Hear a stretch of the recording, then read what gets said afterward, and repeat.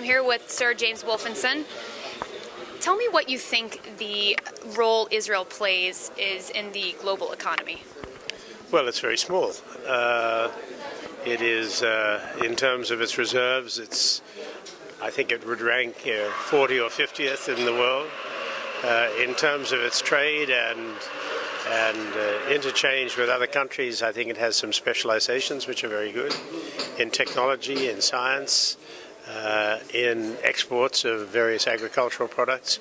But in terms of scale, it's limited by the size of Israel. You have 6 million people here, and you have a world of 6.5 billion. So it's obviously quite small, but it plays above its weight.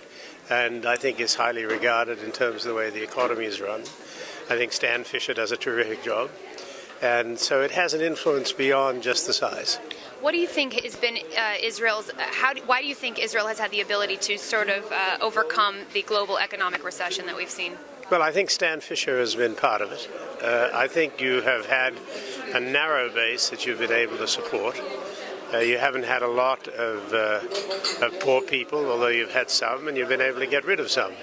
And so, in a sense, you have been able to turn on and off the labor that you've gotten from the Arab regions. And I think technology is probably the key thing, and a view inside a well-managed economy that you haven't sought to do more than you can afford. You've had much experience in the international milieu. You were the 9th head of the World Bank. Mm-hmm.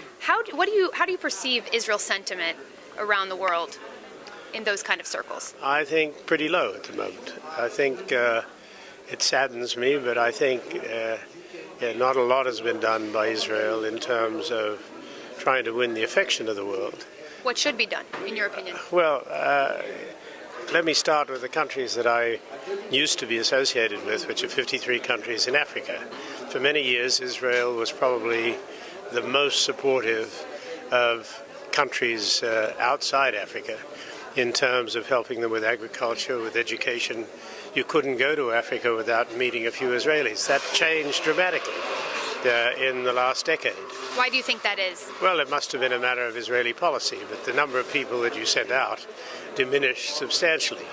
But at the time when many of these countries were becoming independent, Israel gave them a great deal of help, and I think won the affection of many countries.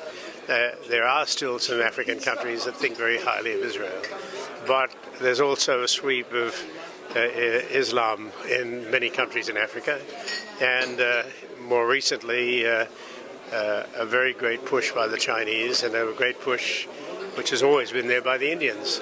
And so for a time Israel had a very privileged position, but I think for whatever policy reasons you decided not to continue it. Do you think that if Israel played a heightened role in the developing world, that it may go some distance to mitigating the anti-Israel sentiment? No, I do, but you can't do it in 5 minutes. You have to do it over a period of time. And I think that opportunity still exists, and I hope very much that Israel will pick up on that at some point.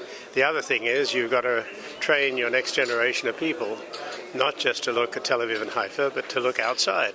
Maybe here in Jerusalem. I would say that's very possible. And you need to have your young people learn Mandarin, learn about the rest of the world, send them out to other parts of the developing world, and in particular as you can get opportunities in China and India. Why attend a conference like this one? What, in your mind, is the added value of something like this? For whom? For you, personally. Well, for me personally, I come because Shimon Peres asked me to come. Okay, so beyond you, what would you see as the impact? Well, the lasting I don't impact? know what an impact it has. First of all, it's a very good network place, so you can meet people. I'm sort of now out of networking, but I used to. It's a very nice way to meet a bunch of people and meet a bunch of, principally, of course, Jewish people, but also a few others that are interested in coming here. And it's stimulating, and it's a good reason to come to Israel. Thank you very much for your time. It was a pleasure to meet you. Nice to meet you.